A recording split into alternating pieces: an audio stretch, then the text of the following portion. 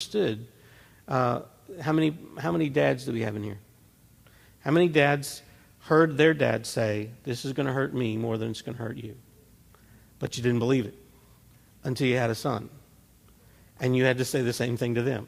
And it's like, now I can sing this song because I have actually experienced this thing. So this 144,000 are singing the song because they understand it. You can't pretend, you can't hum along, you can't fake the words on this one because you only know it if you've experienced it. Christians, have we experienced the saving grace of Jesus Christ? If we have a song that people who've not been through that don't understand. When you go to a coworker who has not experienced the saving grace of Jesus Christ and you start singing, they may like the song, they may want to hum along, but they are not going to understand the song until they experience what you've experienced. So our testimony is sharing what we've experienced. But we can't make them experience what we've experienced. We can't make them learn the song. So the goal for us is to function so closely to Christ that we begin to sound like him. Why do I say that? Well, if Jesus, earlier in Revelation in chapter 3, he sounds like the mighty wind. He sounds like the rushing water. Is it any wonder that the people who follow him so closely, they sound just like him? What do you and I want to sound like? I want to sound just like Jesus. I want to be so in tune with him that I begin to sound like him. Oh man, you sound just like Jesus. That would be a compliment. Sally and I years ago had somebody tell us that they said, Sally, you and Mike's problem is you take this Jesus thing way too seriously. You let it invade your whole life. It's like, well, thank you. That's very nice. She didn't mean it that way, but that's okay. So let me. The whole picture seems to suggest that this is happening in the heavenly Mount Zion, although it could be on earth. But when God gives Satan run of the place, God still has the run of the place. Satan, you can go have that. Just go at it. I'm gonna withdraw. But if I come for a visit, I get to step in. I get to come for a visit because I'm God after all. I created everything, including you. So here we are, verses 1 through 3. Let's go on to verse 4. These are the ones who have not been defiled with women, for they have kept themselves chaste. These are the ones who follow the Lamb wherever he goes. These have been purchased from among men as first fruits to God and to the Lamb, and no lie was found in their mouth. They are blameless. Now, this is one of those things where you could really kind of, women are going, no, wait a minute. Just because you've been with a woman doesn't mean that you're, defiled. Come on, let's be serious about this. Is this talking about a spiritual walk? Remember, we just talked about blasphemies and all this other stuff, and people who are just signing up and they're jumping on with the passions of these other cultures and the Antichrist and all this stuff. I don't know this. Okay, so let's just say this could mean that this is talking about 144,000 men who've never married, who've committed themselves to be chaste and Levites above the highest order. They've never had anything.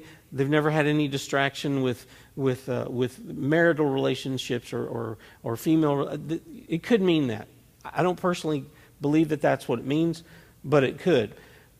The Bible tells us, what about the marriage bed? Don't let the marriage bed be defiled. So the marriage bed, being in the marriage bed, is not a defiling thing, although you can defile the marriage bed. I had a really interesting experience when we were at Awaken the Dawn a couple of weeks ago. The call on that Monday, they talked a lot about, it was specifically it was targeted towards women, but obviously there was something for us guys who were hanging out there. But they were talking about abortion. They were talking about this. And recently I was just watching a video clip of, I think it's Ben Shapiro. Is that right? Okay.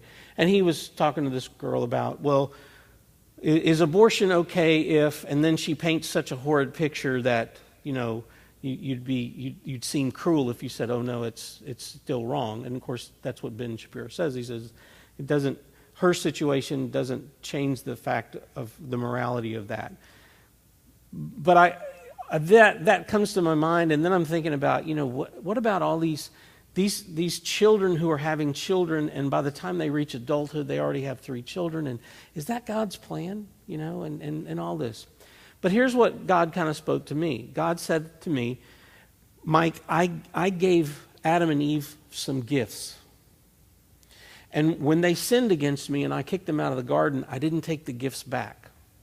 But they can still misuse the gifts. Procreation is a gift given to us from the Father. Life, human life, is a gift from God. Is it a gift from God when it's some young child who's giving birth to children? Life is a gift from God. It's a gift that's being misused in that situation, but it's still, the gift of life is still the gift from God to us. Can we as a culture take something that God gave to us as a beautiful gift and turn it into something horrible? Absolutely. But the gift is still good. The gift is still from God. It's still good. And so as I was looking at that, it kind of tweaked me a little bit to go, God, why did you let that young girl get pregnant? Why don't you just stop that? And God's like, well, because I gave that gift. I didn't recall the gift. I didn't withdraw the gift. The gift is still there, and it can be misused. So, how does this tie into Revelations chapter 14? I'm not sure that does. It just was something that hit me this week. But when we talk about this, these people who are not defiled, they've kept themselves chaste. They're the ones who follow the Lamb wherever he goes. We remember that I believe it was Paul said that I would that all of you be like me and not be distracted by being married. I would totally disagree with Paul on this. I like being distracted by being married. I'm just going to tell you that right now. I like being distracted by my wife. That's fine with me. But some people are called to that. I think this is talking about a spiritual commitment, especially when we look at what's going on. In this environment, you're being told, hey, look, you want to do business? Take the mark of the beast. Hey, you want food? Take the mark of the beast. Hey, you want to live? Take the mark of the beast. These are people who are saying, no, I'm with the Lamb. No, I'm with the Lamb. But we know that when they do that, what does the Lamb do for them? He must protect them. He's literally hiding them in plain sight to where they can't be injured. They can't be taken. There are those who will be martyred, but apparently these 144,000, it's not going to go without the world's knowledge, the world's notice that they're pure, that they're chaste, that they're not buying in to the one world whatever, that they are standing where Jesus goes, we go. So they must have some type of supernatural protection on them, and they're able to do that. No lie was found in their mouth. They are blameless. Verse 6 and 7. And I saw another angel. Oh, no, I missed an angel? Okay, yeah, here we are. Sorry. The train's distracting me, I guess. I thought it was rain. Revelations 14:6.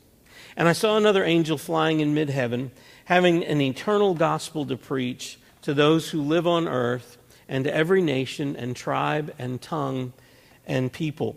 And he said with a loud voice, fear God and give him glory, because the hour of his judgment has come. Worship him who made the heaven and the earth and the sea and springs of water. Now, we're going to see several angels throughout the rest of this chapter. We're not going to get to them today. We're going to get to 2 or 3 of them today at the most.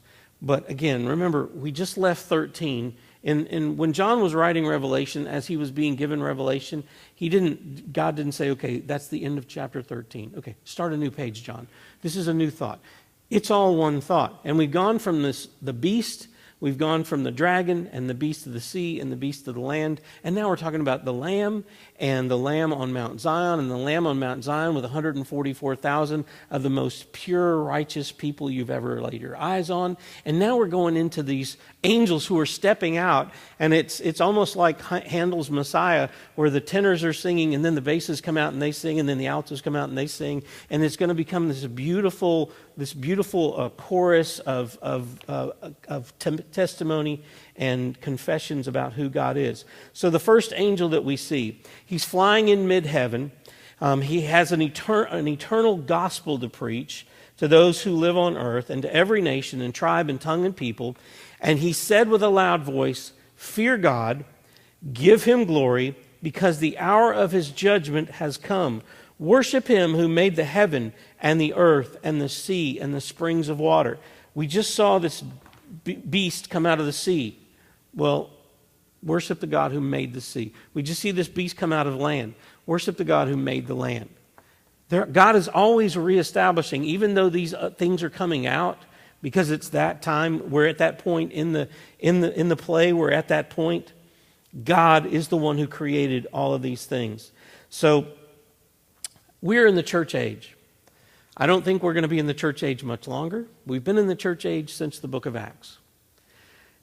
I know that angels speak, but have angels been proclaiming the gospel since the church age began? Maybe they have, but I don't think they have. Why? Because Jesus told us to proclaim the gospel. So right now it's on us. But once the tribulation happens, and especially if I'm right, and I hope I am right, and the church is gone for this part of the tribulation, who's left to proclaim the gospel? Well, we've got 144,000. We've got some prophets. We've got some witnesses. But I think the angels are going to be allowed now to just go, "Hey, I got a gospel for you." The gospel is the good news. The good news is you are headed to hell, but Jesus can redeem you. That's the good news of the gospel. So these angels begin. His first thing, he's got a couple of points here. You're supposed to fear God. These people have seen about half the world's population is gone one way or the other, maybe even more. They've seen stars fall. They've seen the earth open up. They've seen unimaginable war. They've seen unimaginable this. And every time they go, "Man, I'm not afraid of God. God, you're not that big." Fear God. Give God glory. The hour of his judgment has come. Worship him who made the heaven and the earth. He is coming as judge. Worship him. God created everything. Verse 8. Another angel, a second one. He follows saying, "Fallen, fallen is Babylon, the great she who has made all the nations drink the wine of passion of her immorality." I think if you go back a few verses to that 144,000 that are chaste and not defiled, I think this is what they're not defiled from. They're not defiled from the words of Babylon, this passion, this immorality that she brings about. The second angel's verse is about fallen Babylon. It's at this particular moment, Babylon may be kind of what that new thing that comes out of the sea, that empire. It may really represent Babylon, but it definitely is the thought of the day that God is wrong and wrong is right. And these people have stood against this. So the second angel comes out and he says, "Fallen, fallen is Babylon, great is she who has made all nations drink of the wine of passion or of her immorality." Have you ever drank something and the first drink, the first taste isn't like the aftertaste? You drink something, it's like, "Oh, that's good." And then as you breathe out, you go, okay. So this wine, this passion, this immorality that she pours out and people are drinking, it has a really bad kick, and we're about to see what that is. Babylon is a type of nation, false prophets. Verse 9 says this, Then another angel, a third one, followed them, saying with a loud voice, "If anyone worships the beast and his image, and receives a mark on his forehead or on his hand, he also will drink of the